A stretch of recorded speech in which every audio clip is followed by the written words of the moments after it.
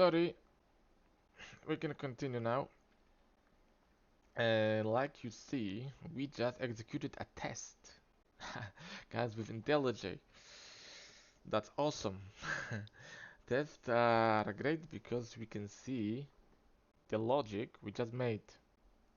You have annotation test, you have some test method, and we see we are executing this create method. We'd like to see also, oh, there are different shortcuts in macOS. So Control H, like hierarchy, shows us the hierarchy of the class or method. So is it overridden or not? Like I said before, if you want to be better as a Java developer, read Java, Core Java Horseman book. First three chapters for the now we can omit. The fourth, fifth, sixth, and seventh is about the classes, about the methods, about the inheritance, the hierarchy. We are just talking. So if you're confused, read it. It's very well written and easy to understand.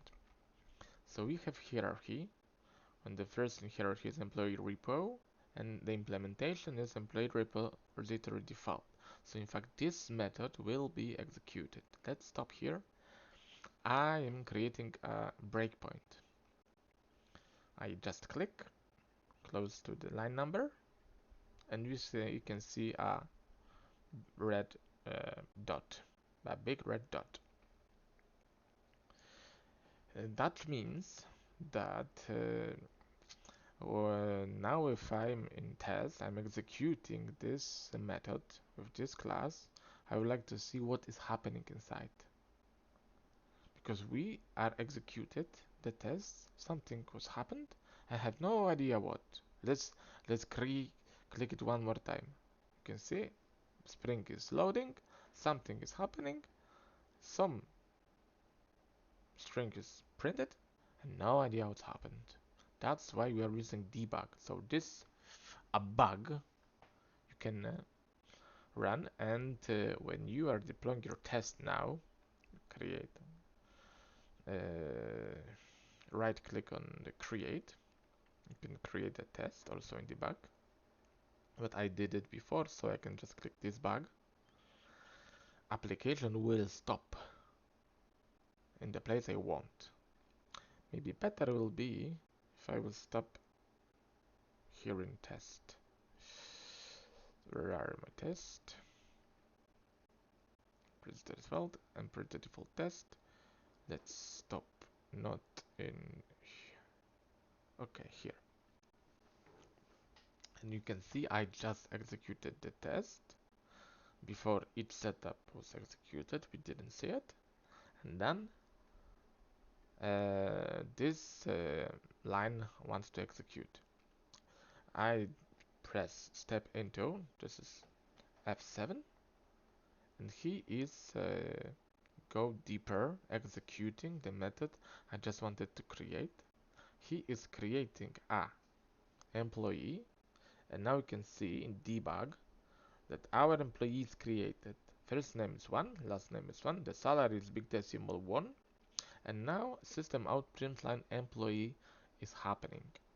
Let's make another breakpoint, and you can see in console this ugly string is printed on system out print line employee.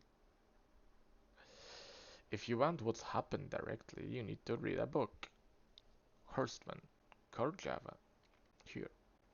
But I will explain you. You don't have to listen my explanation. You will know if you will read a book. So inside every class in Java, inheriting the other class called object. This is object. If you will see the inheritance level, then you will see that we also inheritance from the object class, and we also inheriting two string from this object class. You can see he's getting get class, get name,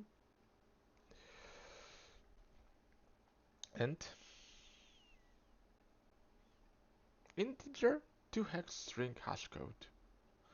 The hash code also is inherited from here.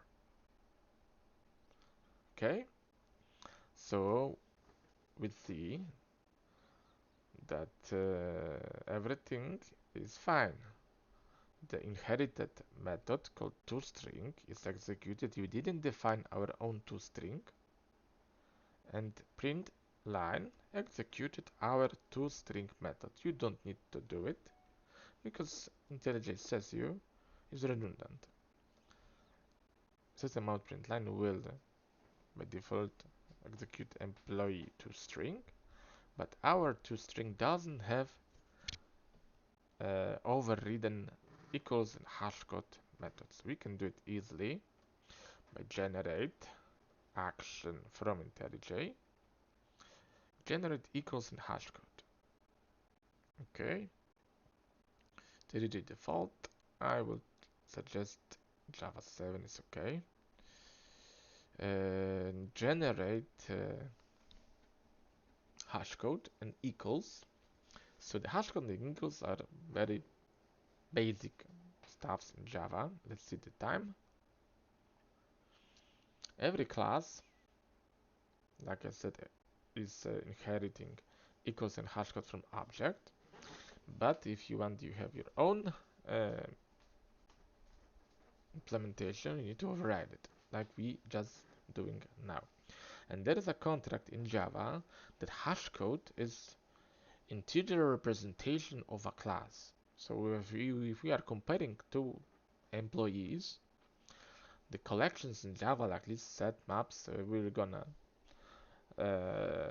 go into deeper in lists soon, are using first hashcode to check if those classes are equal, because hashcode is integer representation of every field. So we are just creating which field should be taken to equals and hashcode, and Java will create methods